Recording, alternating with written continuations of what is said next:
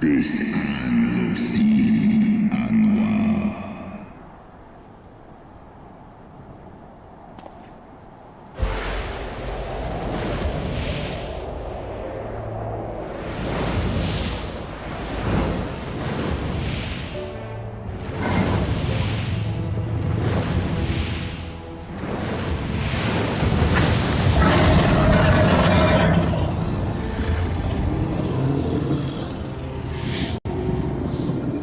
Svelga. S in MR. Wayne MER. Skull.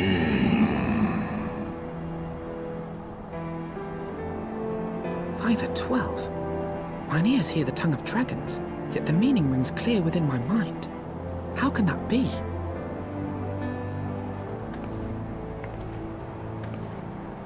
Svelga, do you not remember me? 'Twas I whom you found in Dravania. I who glimpsed the truth. The truth about your past. About Shiva.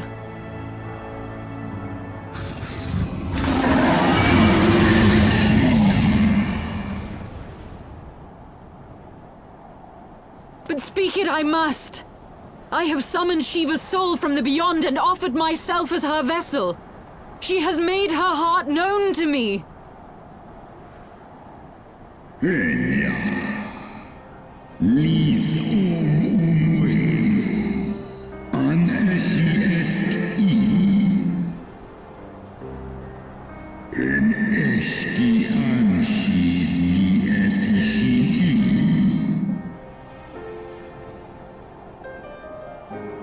I have surrendered mine to her. Do you not see, my love? I am Shiva reborn.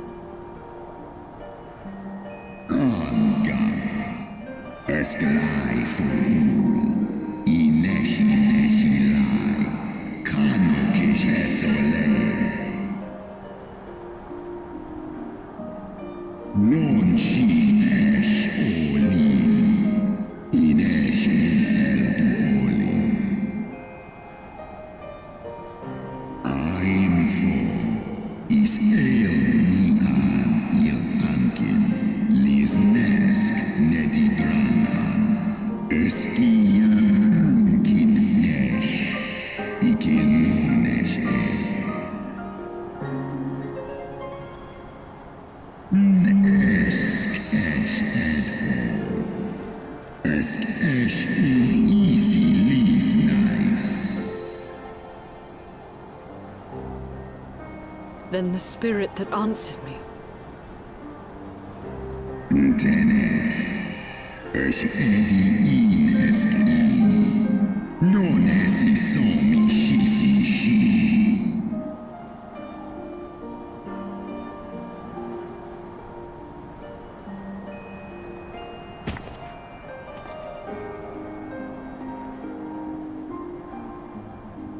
Be that as it may, Lord Svelga, Izel's desire to heal the rift between man and dragon is real, and it has borne us this far. We would spare both our kind and yours the ravages of this senseless war. Pray join your voice to ours in a call for peace and forgiveness. Ten i elgarin, kakoleson in.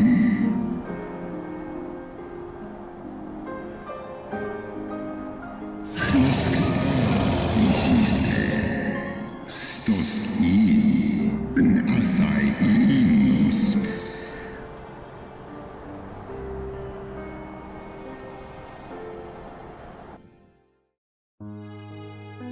Teto hamafo, esk ein isor ul an, dran il ul esk afashi.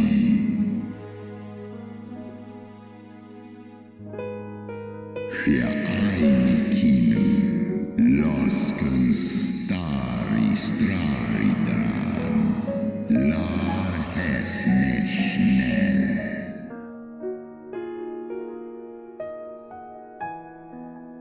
Tohamaftan, feskdu for one istrasi, on lis eshta ithon.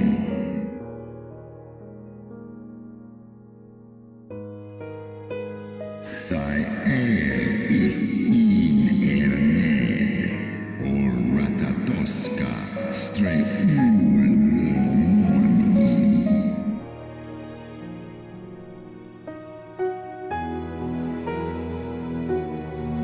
Seski amman lisna, kasea, ned moniken, eskian. Es nicht es nicht as nicht. Is lufta, sif stra antu il, gish an es elra.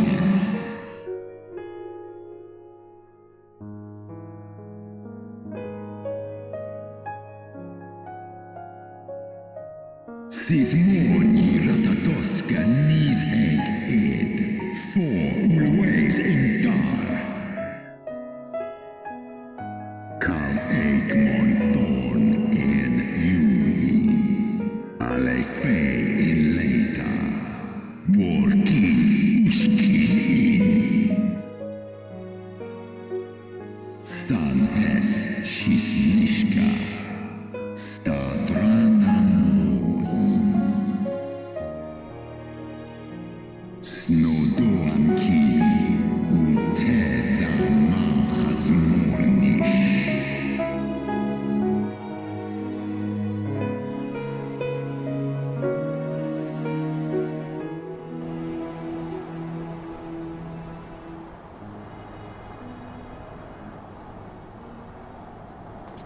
Your tale bears scant resemblance to the one I was taught.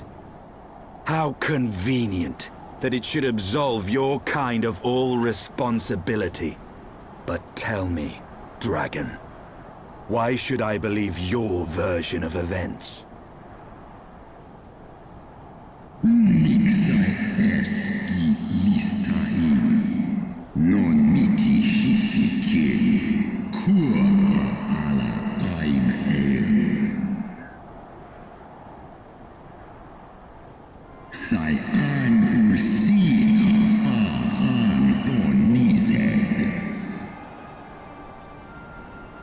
Non wo I alamon a. Skor esk mik I es. Nes so I an on in, do in an, olodram.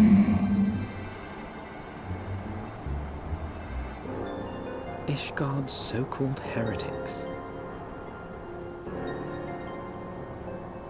Sale, born I nesh I ratatoska kin for elna.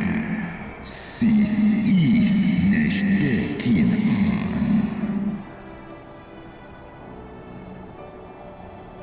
Then the seed lies within us.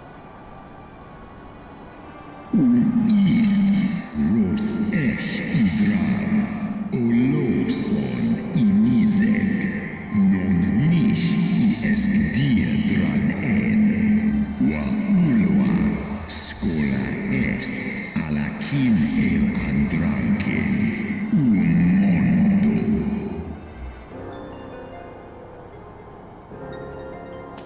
gods.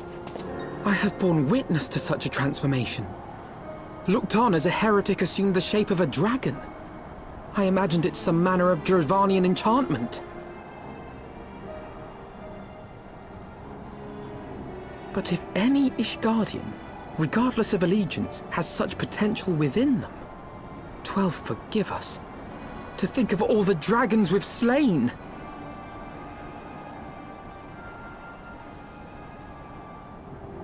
War ulmon alaan as grabo.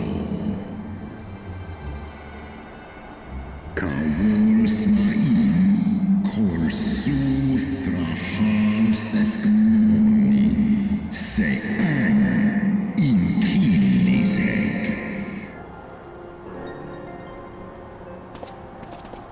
Oft have I wondered why Nidhogg did not simply raze Ishgard to the ground. Now I have my answer.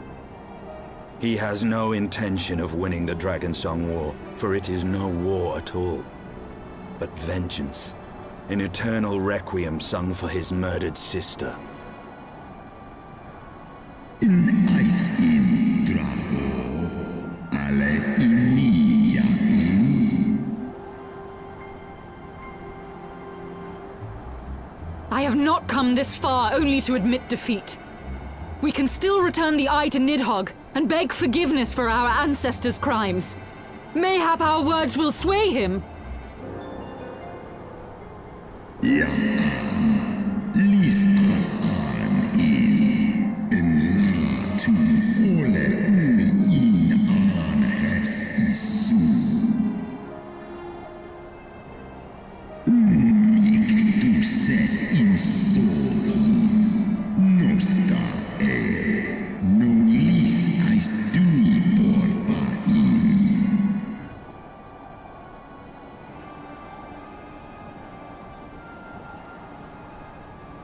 Ka en isi a ultran as niseg for, en lai as nesh I an iratatoska.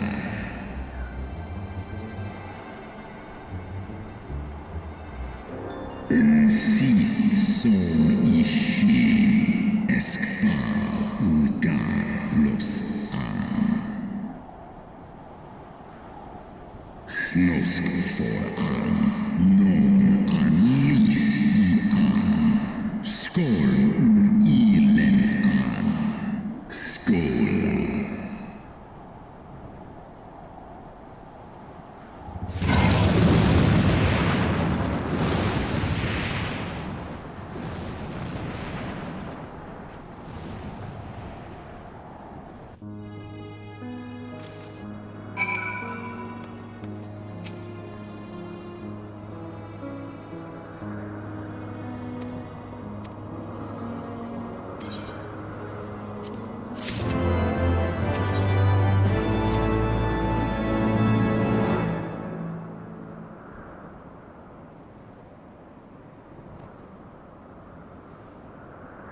Well, what do you propose we do now?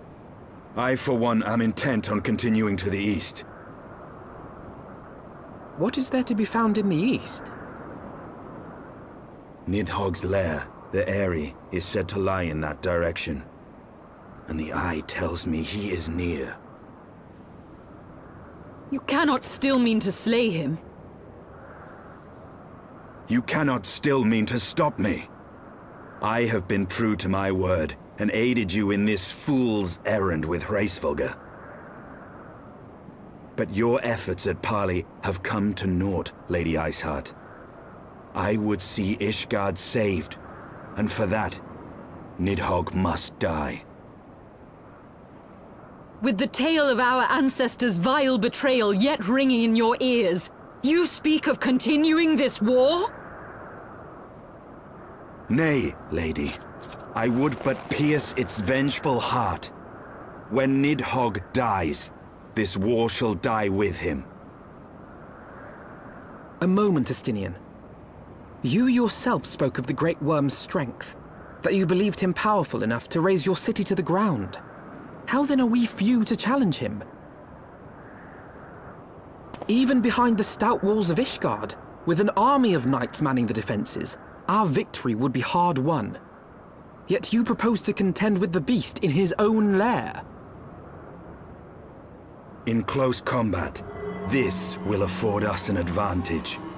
And with 2 Azure Dragoons working in unison, who can say what might be possible? But such speculation is meaningless if we cannot even find the worm. Our first task must be to seek out Nidhogg's lair. The story of this nation grows bloodier by the moment. Must death always be answered with more of the same? Such is the way of things, I fear. I shall consider it a miracle if mine armor is not stained crimson ere this conflict is ended.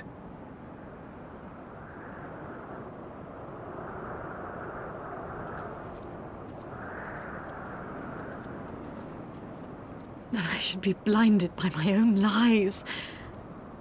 Everything I believed, everything I thought I was, gone. All gone. Leave her. Your words will not reach her now. And we have not the time to wait for her to gather up the pieces of her shattered faith.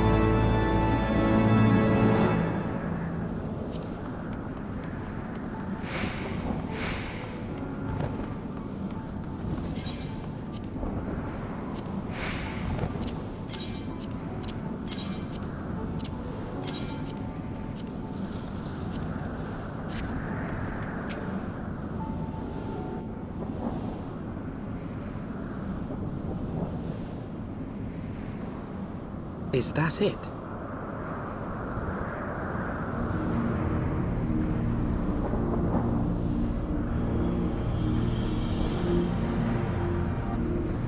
Aye, that would be the Eyrie. I feel Nidhogg's presence through the eye, his caustic hatred gnawing at my soul. 'Twould seem the death of his consort has put him on guard. Mark how he wards his lair with tempestuous winds.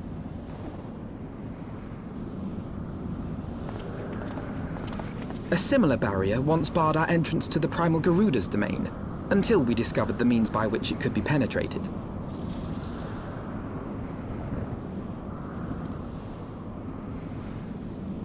Mayhap it is time we called upon Master Garland. 'Twill be just like the good old days, no?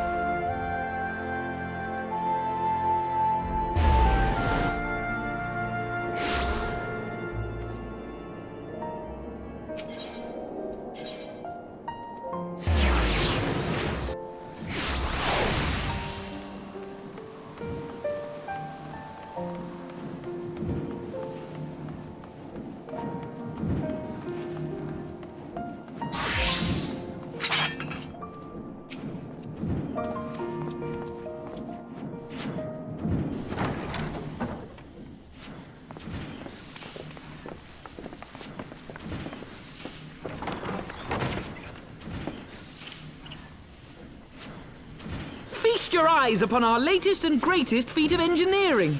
We call it a mana cutter.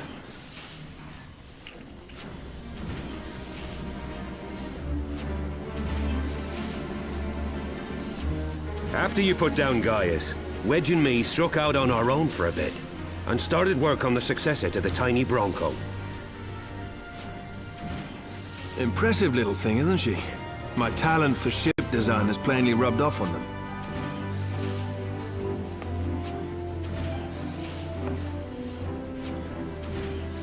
They've adapted the principles of corrupted crystal technology and constructed a mechanism which converts ether from its surroundings into elemental wind. Said wind is then harnessed by the specially engineered sails, providing the craft with propulsion and lift. All in all, a most elegant solution.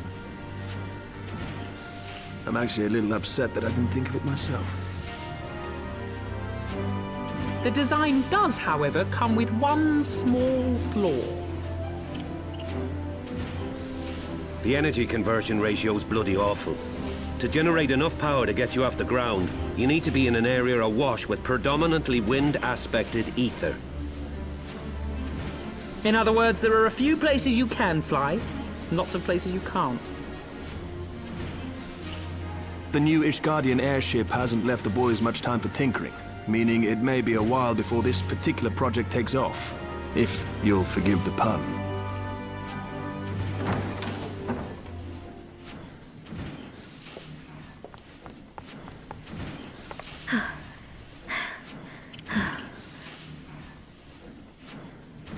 Tataru, what's happened? I've been looking all over for you. There's been word from Aldar. It's about Her Grace, the Sultana.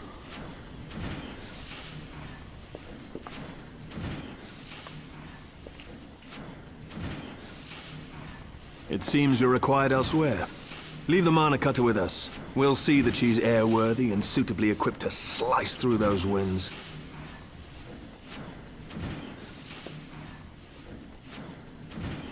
You, meanwhile, should concentrate on providing Raoban and the Sultana whatever help they need.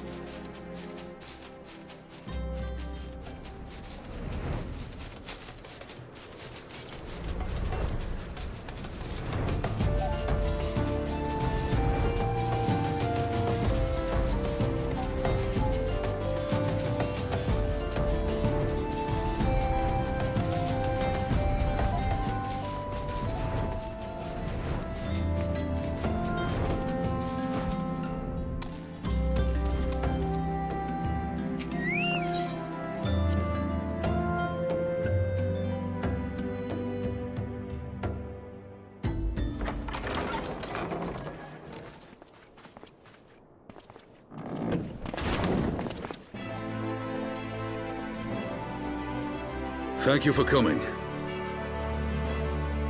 No thanks are necessary, General. I trust your recuperation continues apace. I cannot complain.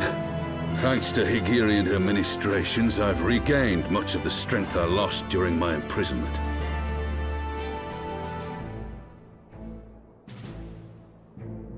I gather you have made progress in the search for Her Grace. Aye, some good fortune at last. A few days past, Dulala informed us that a sizable shipment of alchemical supplies had been delivered to the palace.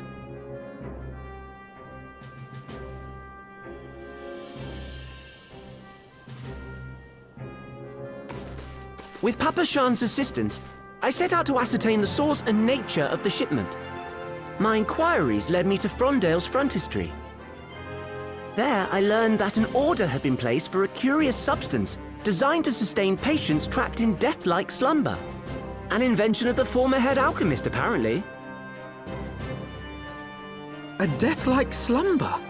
This cannot be a coincidence. It lends some weight to Dulala's claims, aye. Her Grace is likely somewhere within the palace, abed but alive.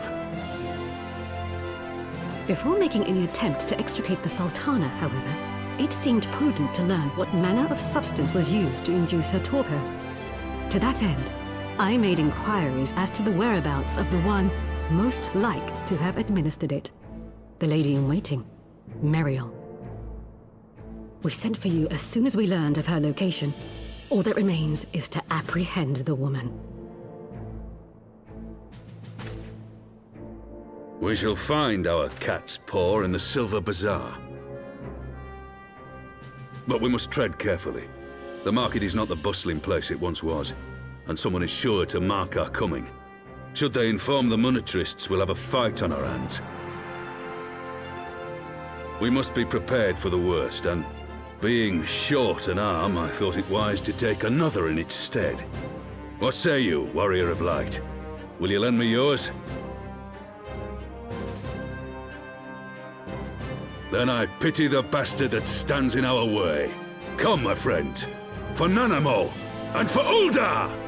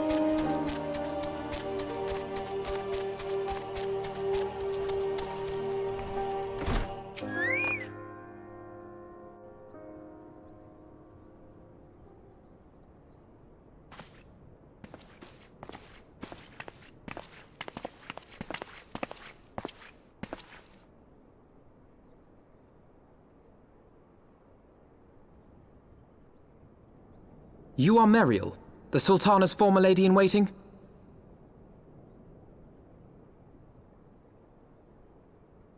I know no one of that name. Pray excuse me.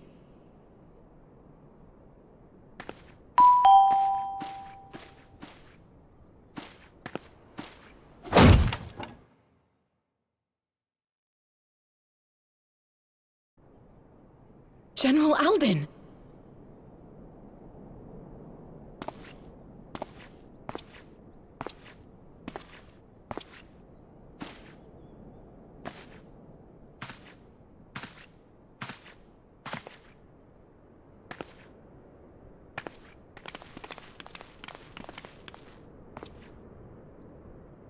We will have the truth from you, girl.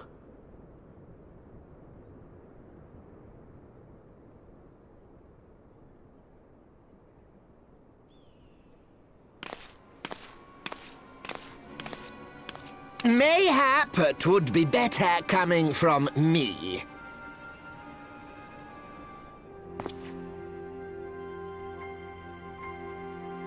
Lolorito, you'd best talk fast.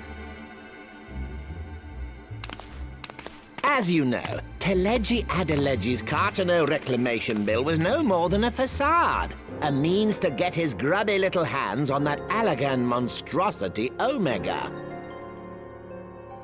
When he learned of Nanamo's intention to abdicate, however, he was forced to amend his plans. Suddenly, assassination seemed the most promising way to further his ambitions.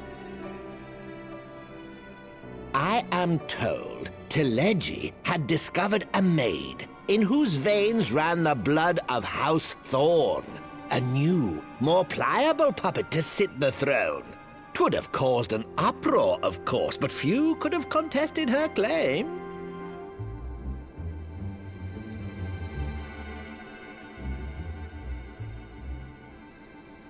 'Twas plain that Teleji's wild machinations had outgrown our ability to control them. So I decided to usurp his scheme and left the fool to seal his own demise. And what of Nanamo? Oh, I have no desire to harm her grace. 'Twould profit me little to destabilize our government. Thus did I employ young Mariel here to administer a potent sleeping potion in place of a poison.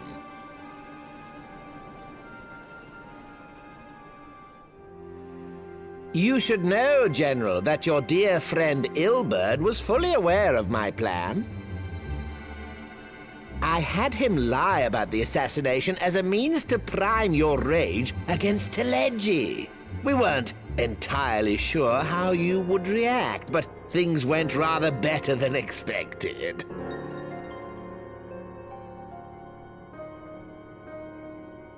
You conniving little worm! You had your claws in the Crystal Braves before their first recruit had sworn to serve! But of course, when a new game begins, 'tis only prudent to have a piece on the board. Ilberd was mine. Truth be told, a significant proportion of the Braves' initial endowment was also mine. With such large sums moving about, 'twas a rather trifling matter to disguise my own contribution.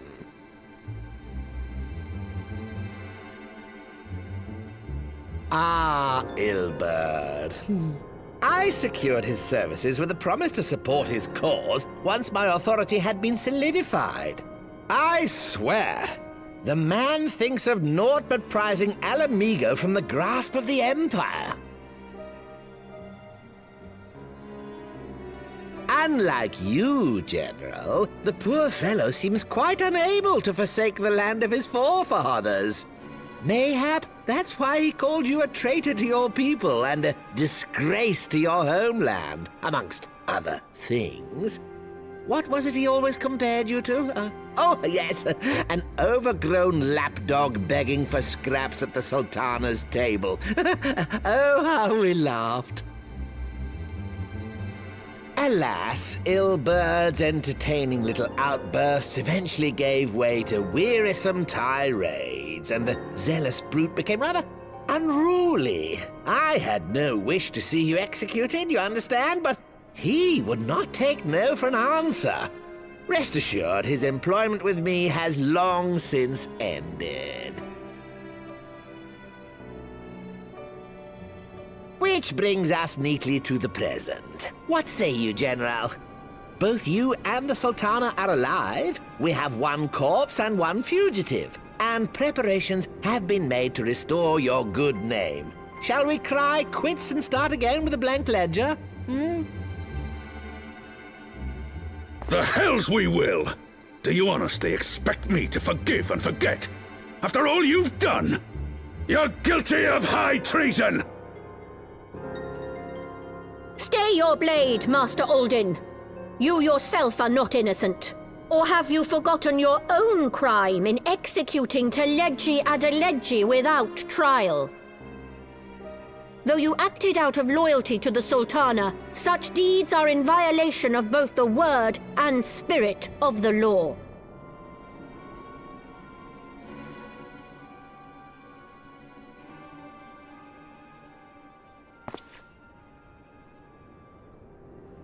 If you would, Lord Lolorito?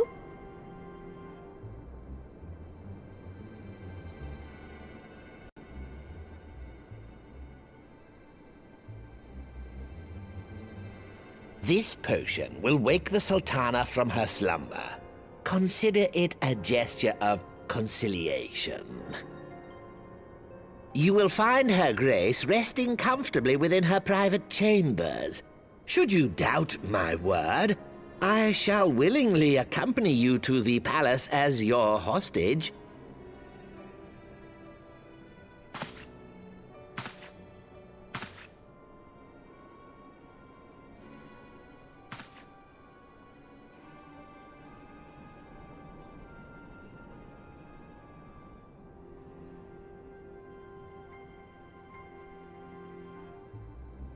I like not your motives, Lolorito. But you saved the Sultana's life, and for that, you have my gratitude.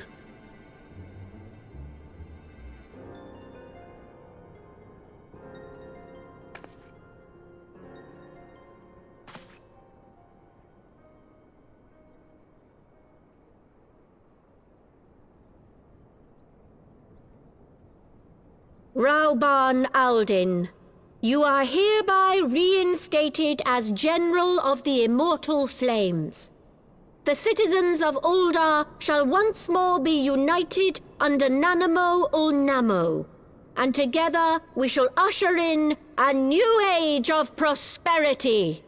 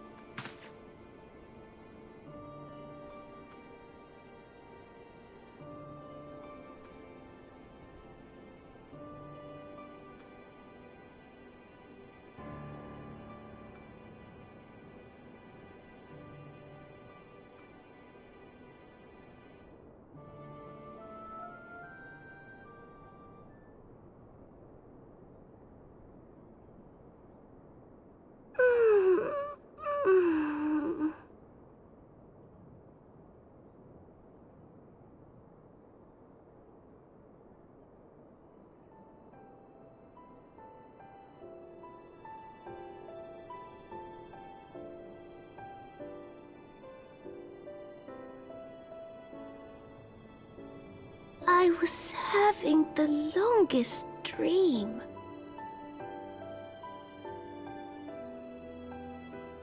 "'Tis time to wake up, Your Grace. Another day begins in Thanalan, and the sun blazes bright upon the sands.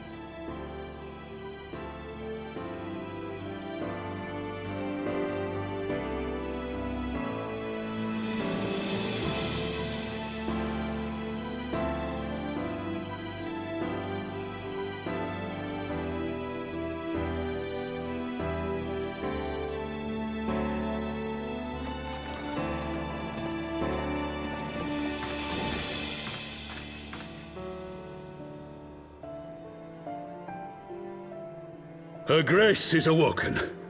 The palace physician assures me she is none the worse for her slumber.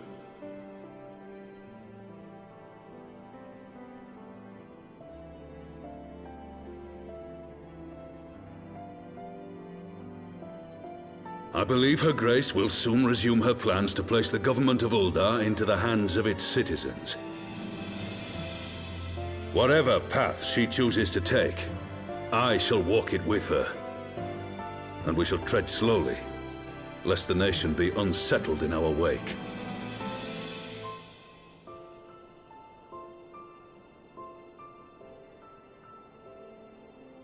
Her Grace's compassion is a shining beacon to us all. But what our city truly thrives upon is competition. 'Tis in the struggle against our rivals that opportunities are seized and fortunes made. And with the Empire on the offensive once more, now would hardly seem the time to turn our system of government upon its head. Are you privy to new intelligence, my lord?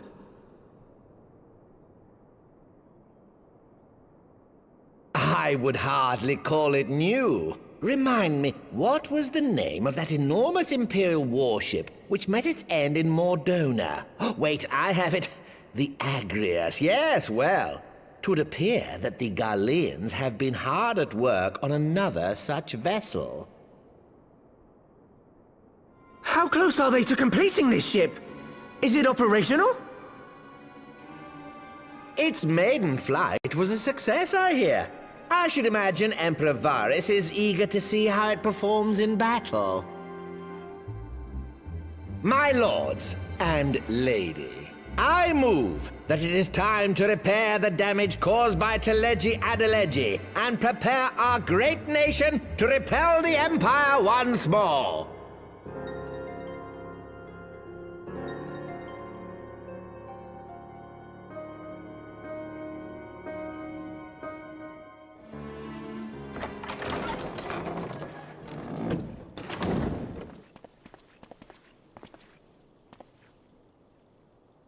"'Tis well that the Sultana has awoken.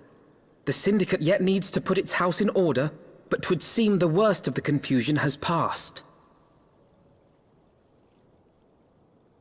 Uldar has taken control of its future, and I must do the same.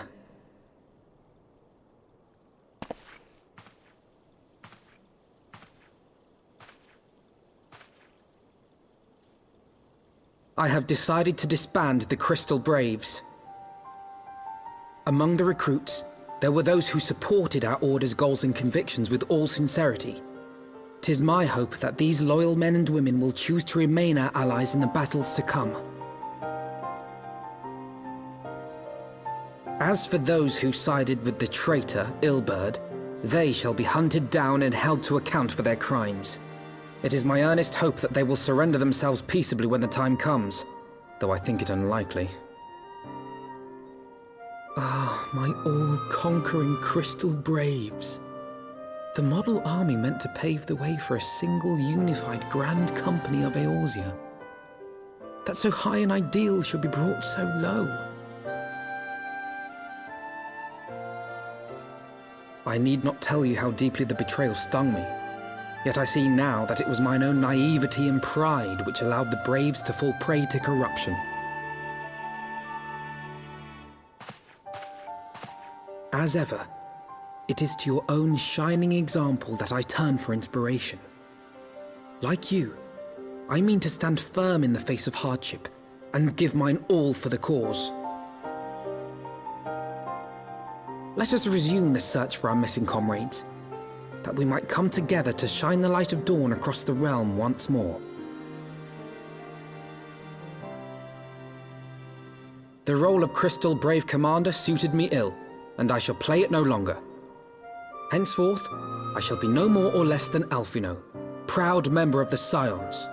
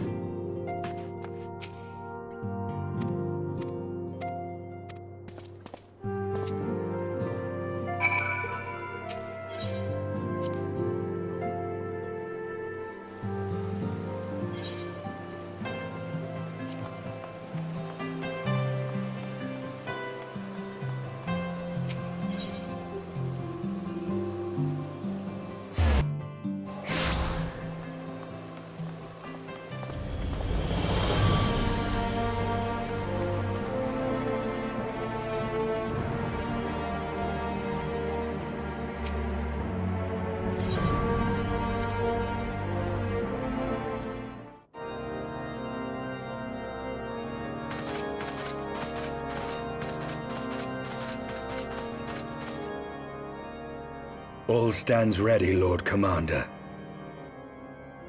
Ah, the moment has come then.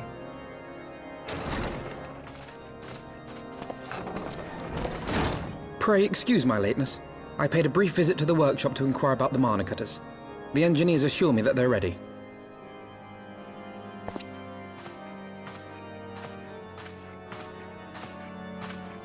The area is now but a short flight away. Yet what a long and winding path we took to reach this point.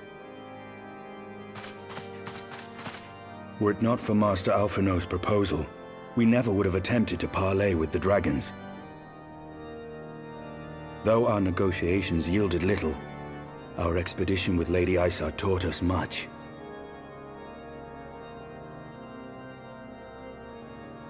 You took an unimaginable risk. I could scarce believe the tale Estinian told. Aye. 'Tis true that many of our countrymen would sooner die than join hands with the heretic's mistress.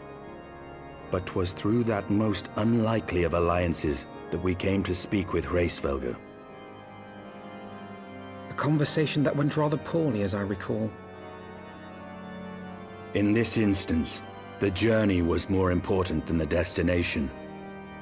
Had we not slain Nidhogg's consort, Tiaman, and put the Great Worm on his guard, the Dravanians would have arrived at Ishgard's walls long ago. Aye, that they would. Full grateful am I for every hour of respite your actions have afforded us. Thanks to you, our defenses are much improved. 'Tis but a pity they won't be enough. Thus you believe an assault upon the area represents the city's best chance of survival. Is that not so, Estinian?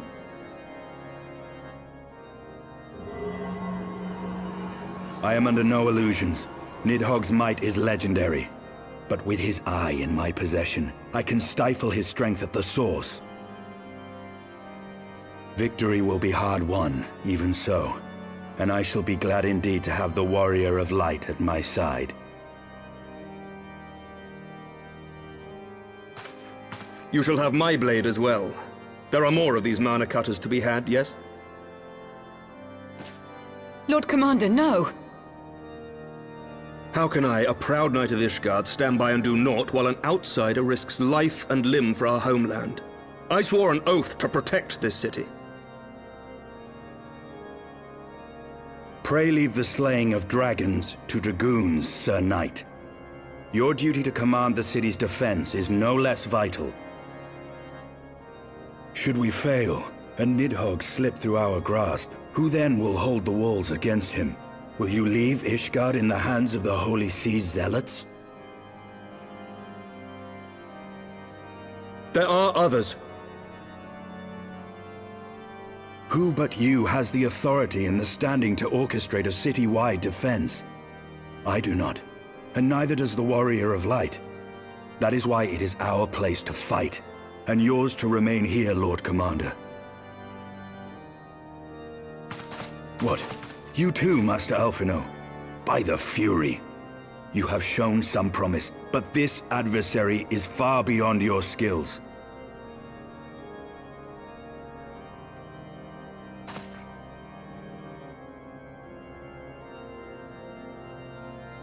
Your candor is appreciated, Sir Dragoon. I shall remain then and cheer you from afar.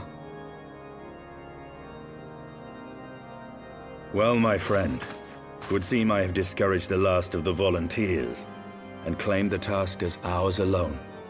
But if any alive can best this worm, 'tis surely we too.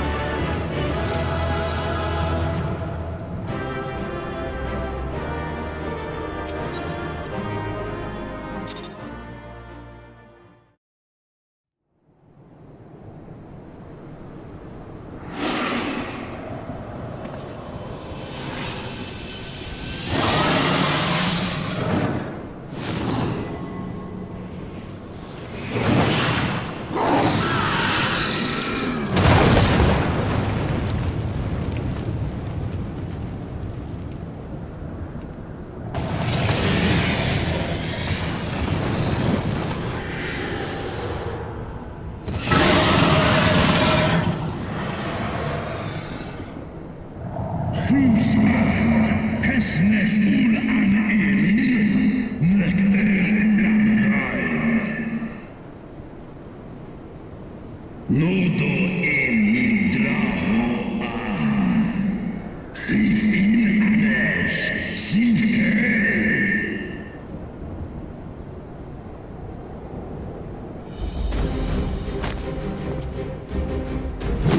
No, worm! This ends here!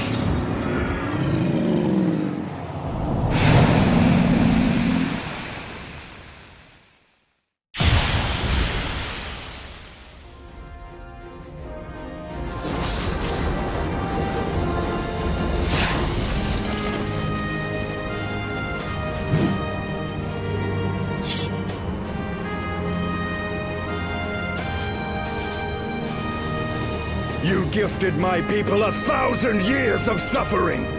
Now I gift you an eternity in darkness.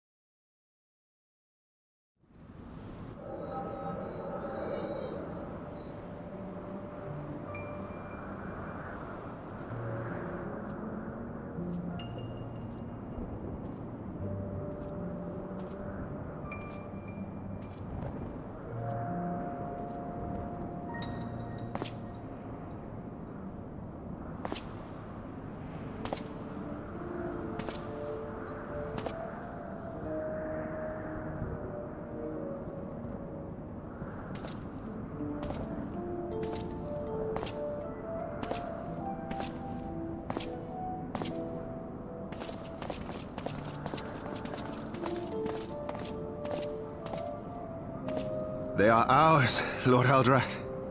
The eyes of Nidhogg.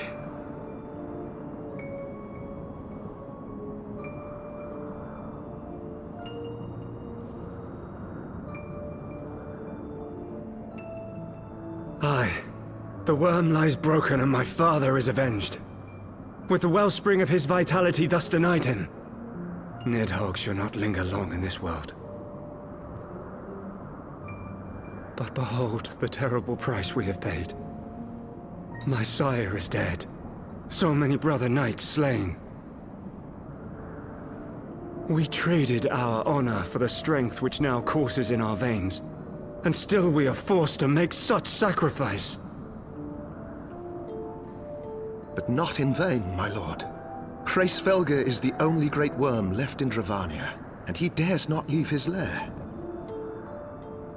With Nidhogg's eyes in your possession, who now can challenge the might of Ishgard, ascend the throne, and take your rightful place as the ruler of our people?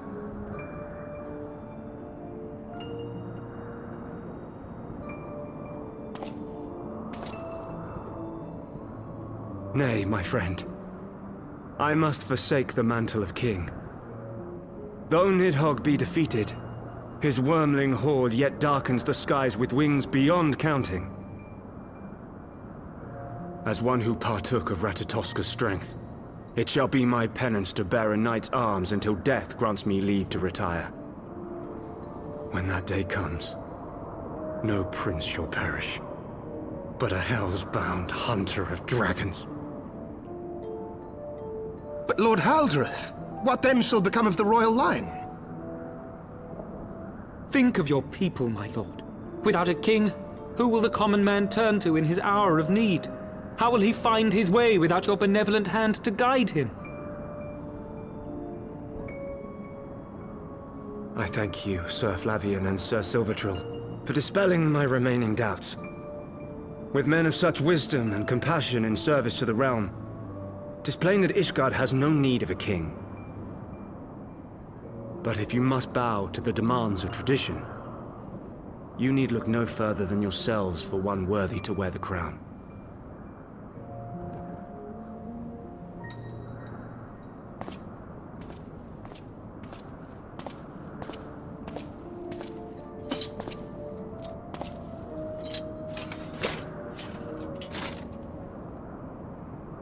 Fare thee well, my brother knights, my loyal friends. On these shoulders shall I bear the weight of my father's sins. With this lance shall I repay the debt accrued through our misdeeds.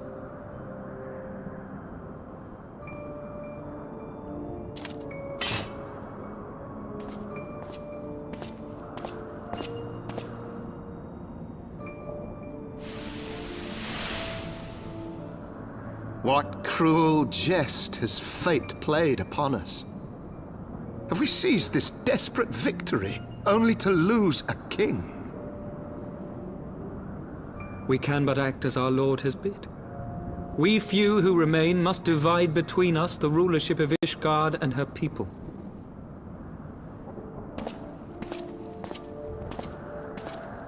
Not I. My oath was to Lord Haldreth, and he alone. If he is not to be king, then I would hang up my shield as well. Will you abandon us too, sir?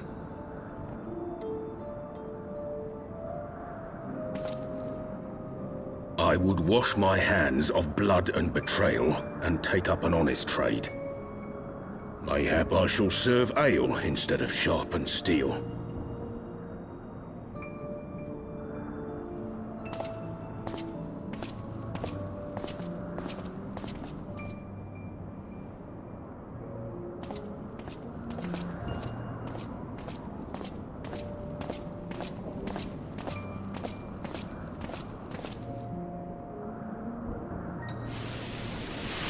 We four, then. Forton, Hylanat, Dyrendare, and Zemail. But 4 houses to rule all of Ishgard. And what of the throne? We keep it empty. Until the day a king rises once more. We must assume the role of stewards. We shall shape our nation anew with a history of our own making, and let the truth of this dark day die here, upon the battlefield.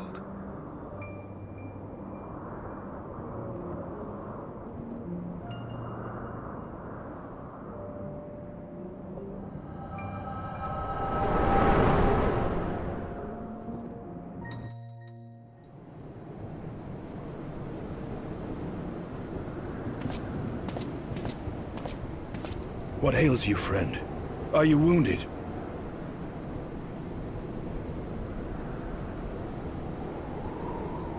You have borne witness to history, to the culmination of the first battle with Nidhogg. The legend of Ishgard's founding tells that our ancestors were led to the land of Kurthus by the valiant King Thordan.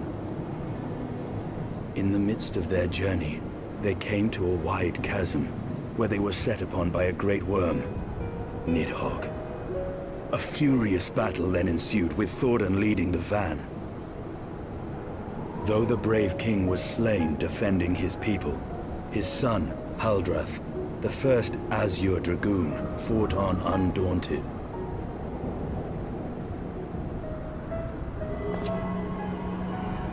And and with a mighty thrust of his lance, he gouged out Nidhogg's eye, forcing the wicked creature into retreat. Thus, did this eldritch orb become a sacred treasure of Ishgard, lending its power to every knight deemed worthy to bear the title of Azure Dragoon.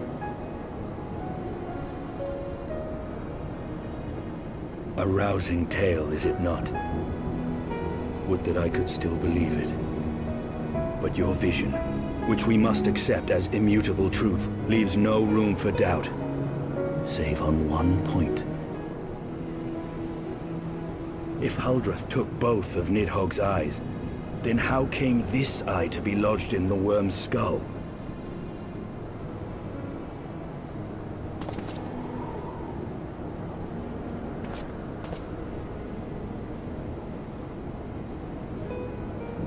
Beneath every answer we unearth, another question lies buried.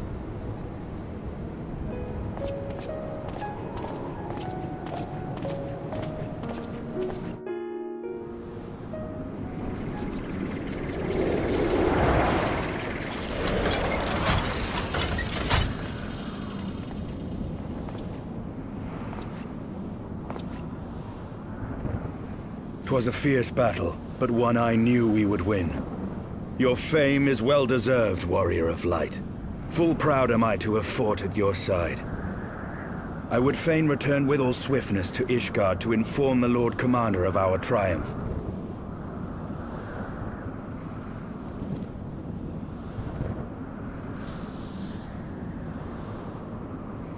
But we must first have words with Hraesvelgr. There are parts of this tale that the worm has kept from us, and I would know wherefore.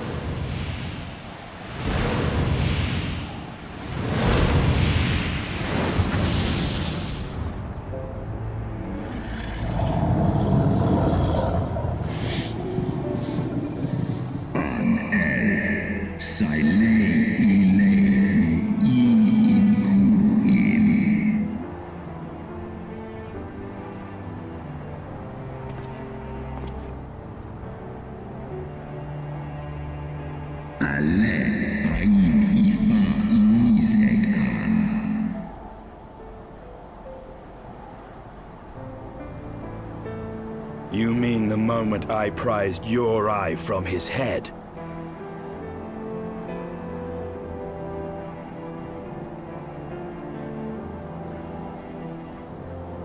Es ole draonik es set nizek an es an straf an.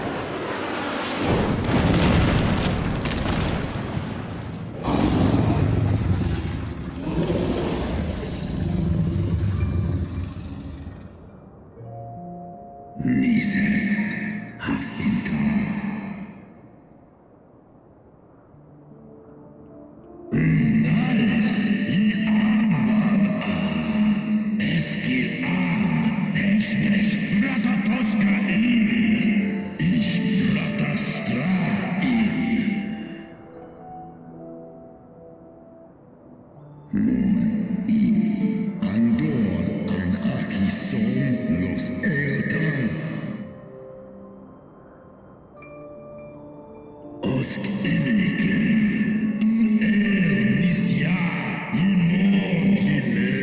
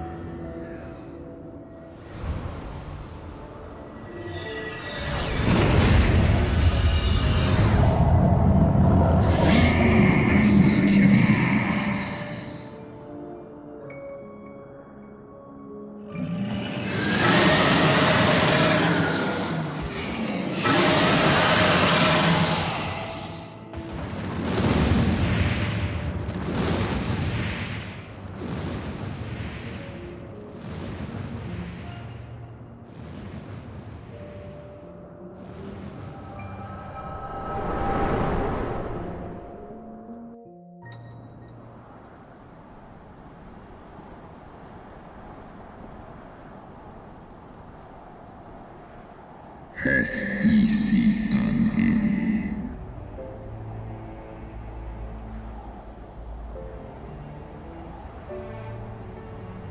It was yours. Your strength that sustained Nidhogg all these years. Would that Huldreth had dealt the worm a killing blow. Kom an I foran kin aches mon in. Nosk an strav an ustjas anan. And so you acquiesced. You surrendered your eye to Nidhogg, knowing full well the suffering he would inflict. This one som an shin in kin in ela.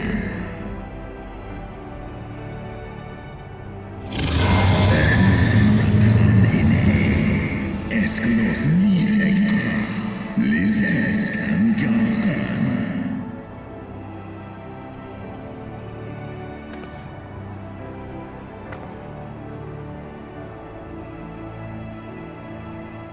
I'm fire, Kolum an, Tolos Ineskla.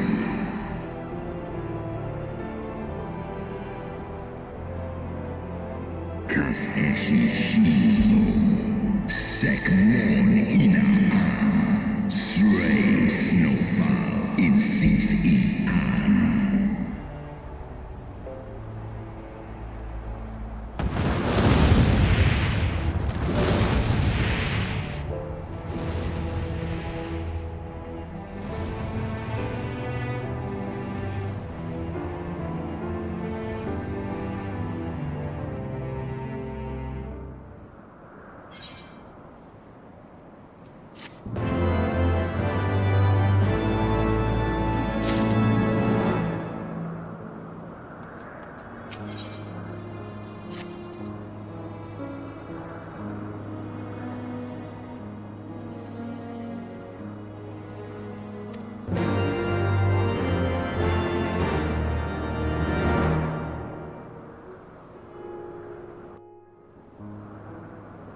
'Twas my life's goal to slay Nidhogg. But I find there is little joy to be had in its accomplishment. But you have rid the world of a hate-filled creature, and ended a bloody war in so doing. I lost my family to Nidhogg's flames, and 'twas with fury in my heart that I took up the lance. Every blow I struck in the name of vengeance. We were not so different, he and I. I will not judge you for your deeds. I have not the right. Too many innocents have perished in the name of my greater good. Yet even with all that has passed, the tale is incomplete.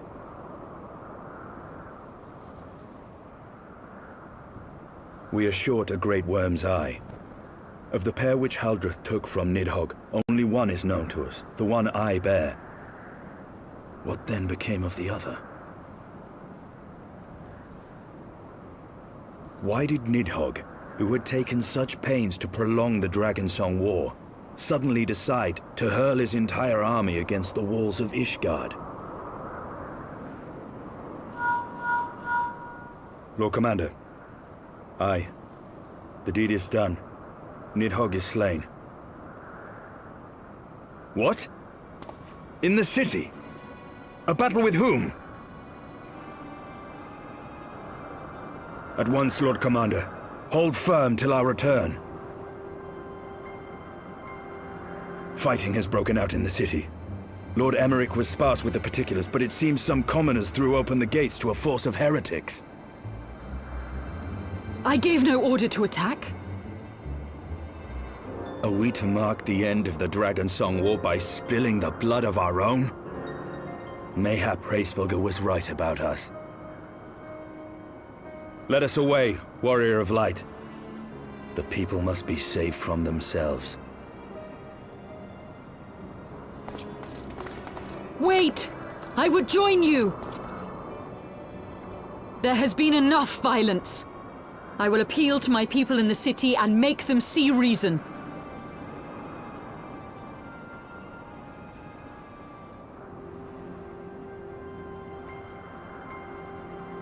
Come then, Lady Iceheart.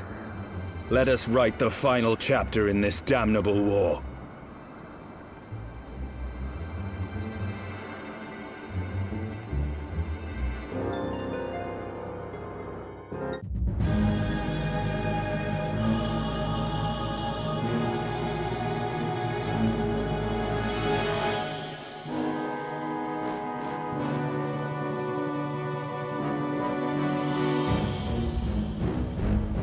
A small army of heretics has invaded the city, Your Eminence.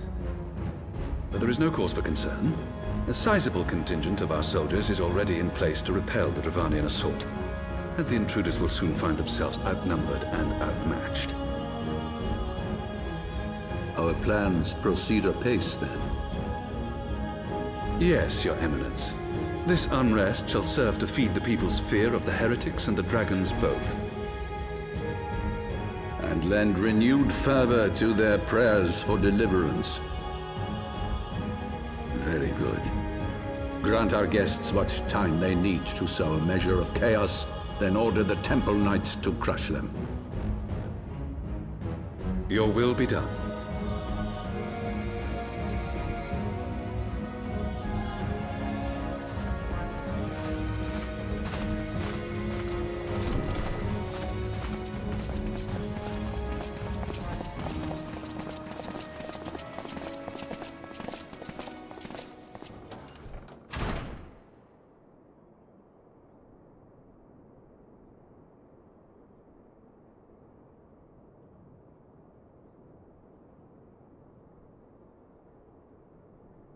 The moment is at hand.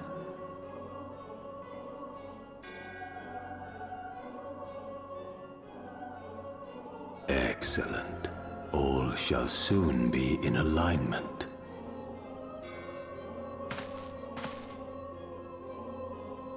It is time for the Bringer of Light to die.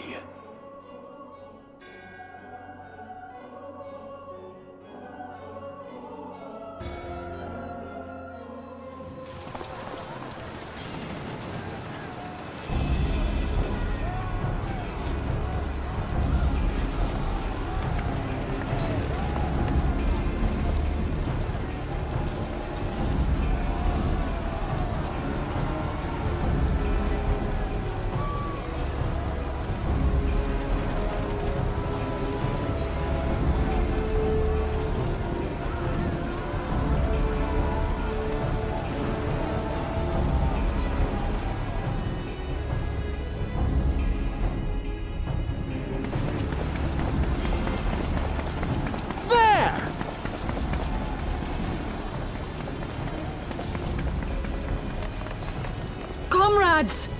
Sheathe your swords! There is no need for further bloodshed! My lady! She has come!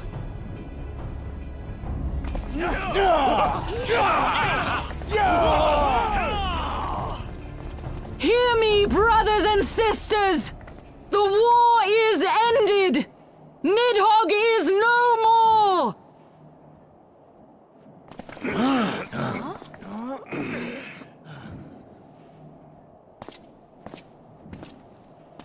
Aye! It is so! This adventurer and the Azure Dragoon laid the Great Worm low!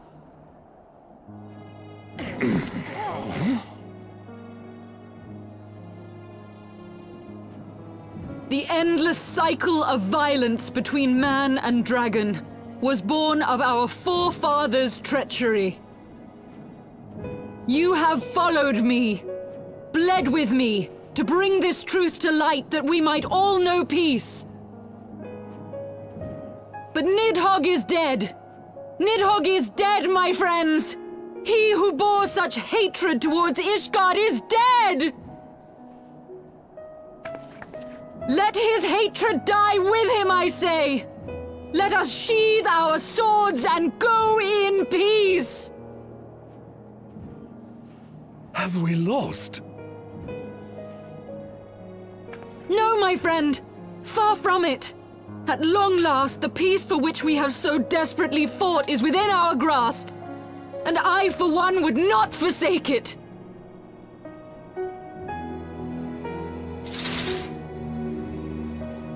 Peace?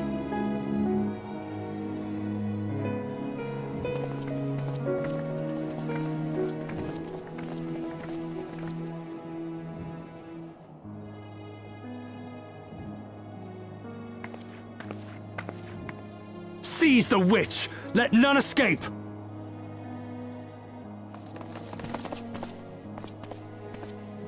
Providing aid and succor to the wounded should be our first concern. If the heretics mean to observe the peace, then it would be folly not to do the same.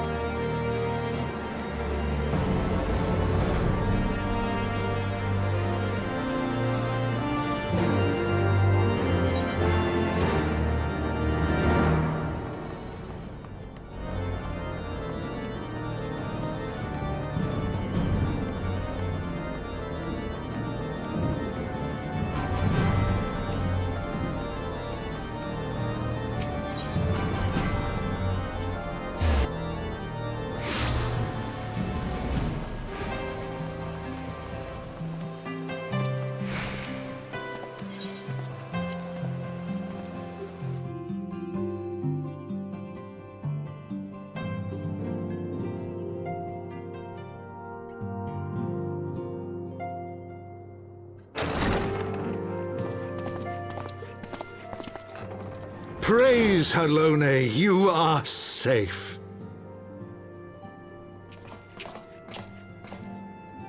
My safety was never in doubt, Father, for I had the Azure Dragoon and the Warrior of Light by my side.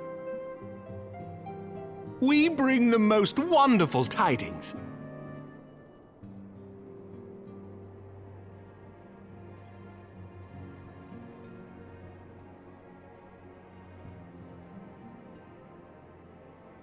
The infamous Lady Iceheart, here in Ishgard? This is most unexpected. She has done much to quell the violence. The Inquisition may not approve, but we are glad of her presence. And with the Great Worm's demise, even our nation's more reactionary elements will have scant grounds to press for her immediate impeachment. My thoughts exactly.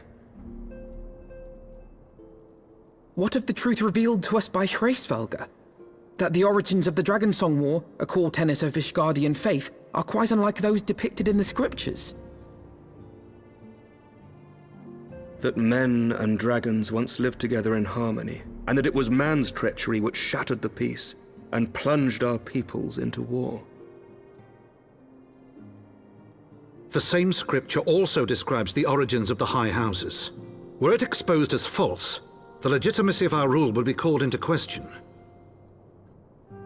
If both Highborn and Lowborn can trace their ancestry to Thordan and his Knights 12. But a single sip of dragon's blood is required to confirm their lineage.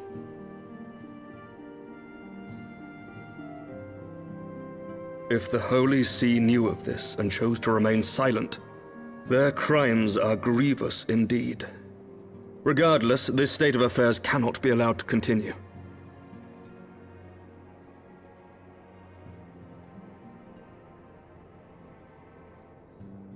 Sir Emeric, you cannot mean to raise this matter with the Archbishop. Pray consider what you are proposing. If the Holy See chose to conceal the truth for centuries, what reason would they have to reveal it now? At best, you will be branded a heretic and clapped in irons. Then at least the Archbishop will have shown his true colors.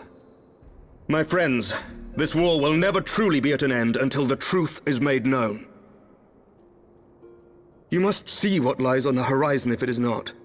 When ruled by fear of a common enemy, we were united. But now we have none. During the war, the Highborn needed men to lead, and the Lowborn men to follow. Not anymore. 'Tis but a matter of time before the old order is called into question. Lady Iceheart will share the truth with her followers, and the Holy See will be powerless to stop its spread. The disenfranchised will rise up united, and blood will flow in the streets once more.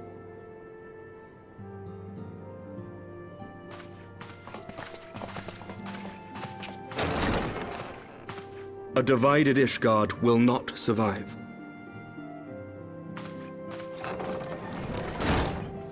Tread carefully, Lord Commander.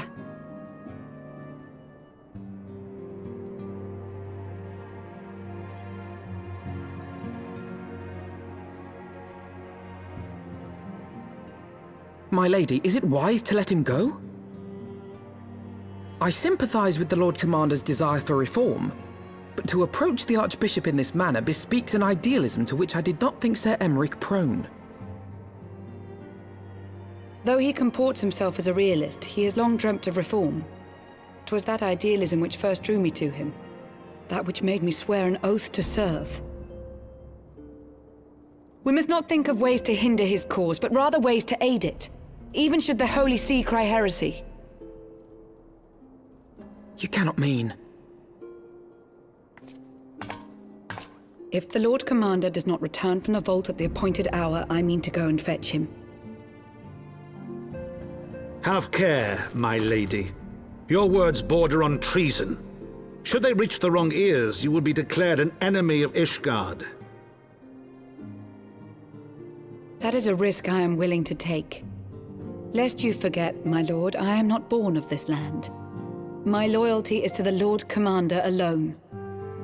But I speak only of what may come to pass. If the rumors regarding his heritage are to be believed, we have naught to fear.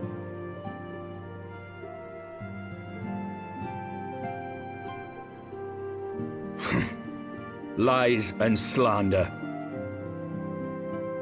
Forgive me, what rumors are these? That Sir Emeric is the Archbishop's bastard son. Senior clergy are not permitted to marry and sire children. But even the holiest among us are not immune to temptation. I labor to believe it. Sir Emeric is truly the Archbishop's son. He has never been publicly acknowledged as such, but the rumors have plagued him since childhood. That he rose to his current position, despite being despised as a bastard and accused of profiting from his father's influence, bespeaks the quality of his character. It is my hope that on this occasion, the burden of his birth will work in his favor. Should our worst fears be realized, the Archbishop will not be so quick to execute his own flesh and blood, affording us time to mount a rescue. Bastard or trueborn, he is our nation's best hope. If the Holy See dares to threaten him, I shall lead the charge against the Vault myself. Hear, hear! The future of Ishgard rests on Sir Emeric's shoulders. I too will do mine utmost to aid his cause. Orshafon, be reasonable. A knight lives to serve, Father. To aid those in need. The people need Sir Emeric more than ever, and we may be his only hope. There is no greater calling for a knight than to save the life of his fellow man. I swear to you, on the sigil of our house, that I shall do this and make you proud.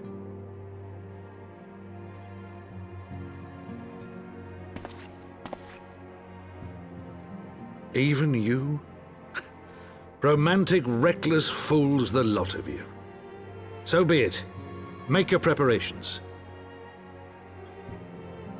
I thank you all for your support.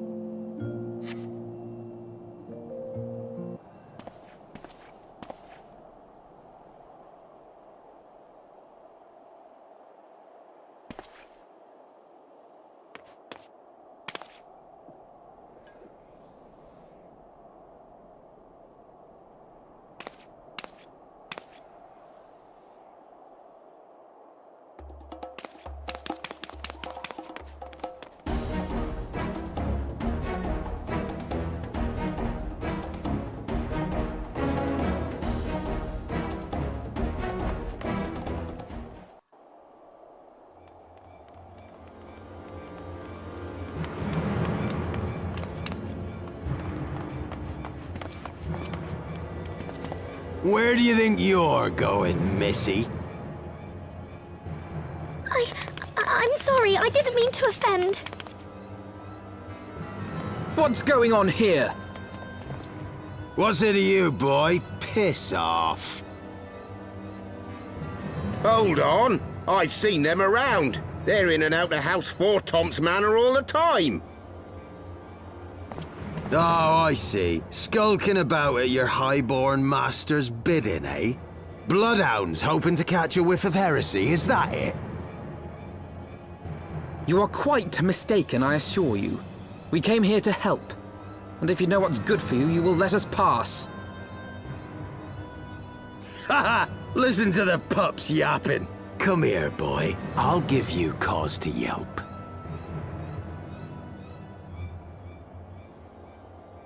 Enough! Leave threatening women and children to our betters. We don't have the knack.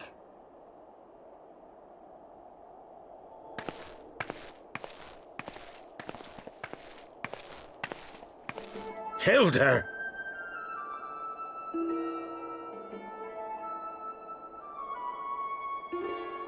Lay a finger on the Blue Blood's pups, and you're like to lose the hand.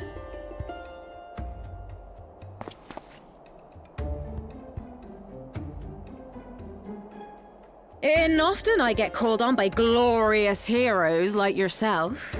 So tell me, what have I done to deserve you?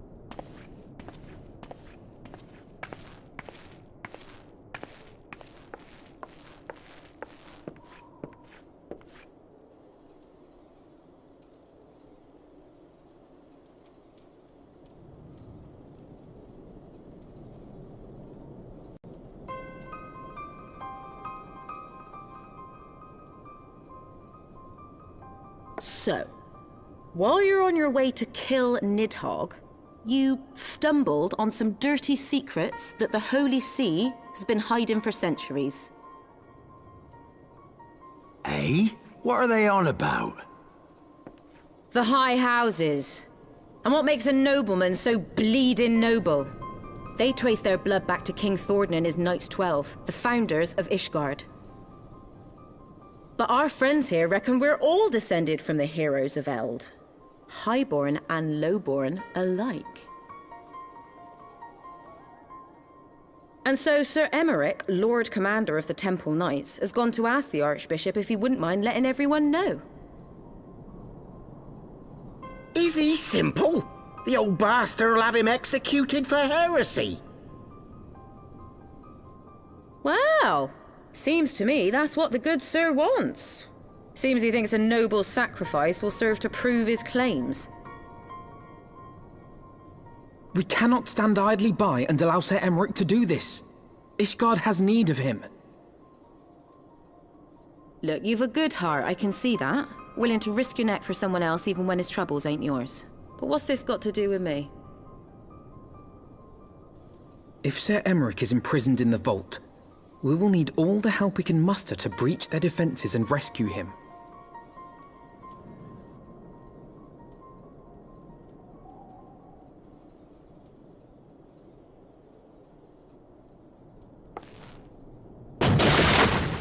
What in the hells?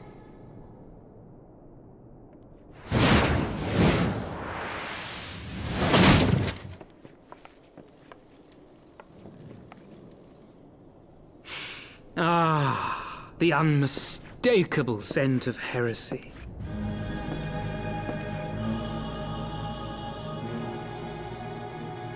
And what do we have here? The honored guests of House Fortom consorting with the Queen of Rats.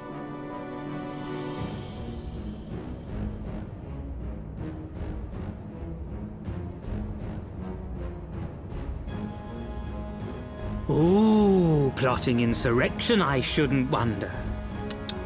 That won't do. Sickness is wont to fester and spread.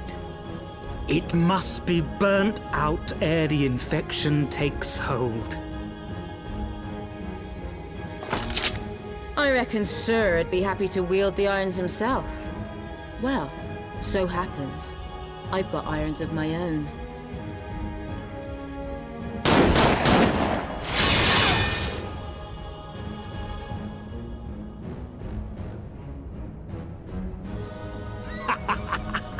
Such simple creatures, rats.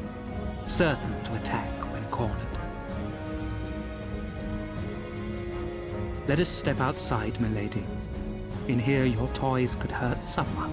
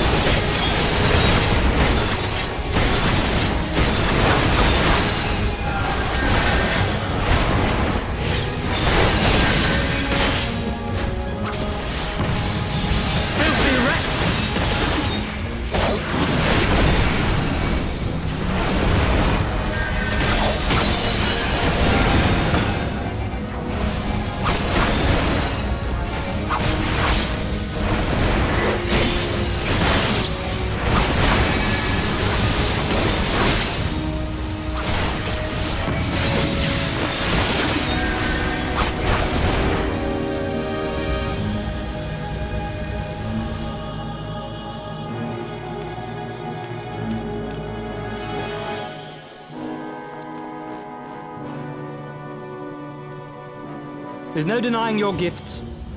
A well-deserved reputation indeed.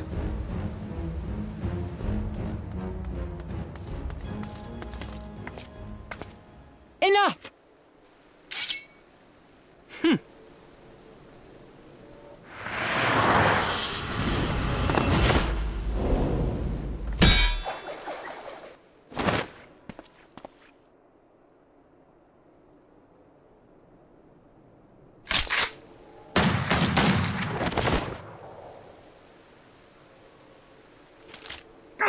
Lucky bastard. Nay, 'tis we who are lucky.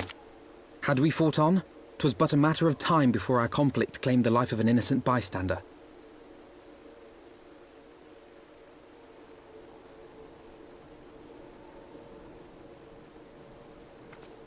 I thought the Heavensward might come here as well. They came to the Temple Knights' headquarters. Aye. Sir Grinno announced that the Lord Commander had been imprisoned under suspicion of heresy, and that the Heavensward had been granted full authority in his stead. Then the Heavensward now commands the Temple Knights. Those still loyal to Sir Emeric answer to me. Alas, that amounts to but half our number. The other half, who opposed his promotion to Lord Commander, have gathered at the vault as ordered. Bolstering the guard already, eh? If I didn't know any better, I'd say you were expected. I take it you're in charge around here? Hilda. And yes, the young master was just persuading me to join his lost cause. Convincing little beggar, isn't he?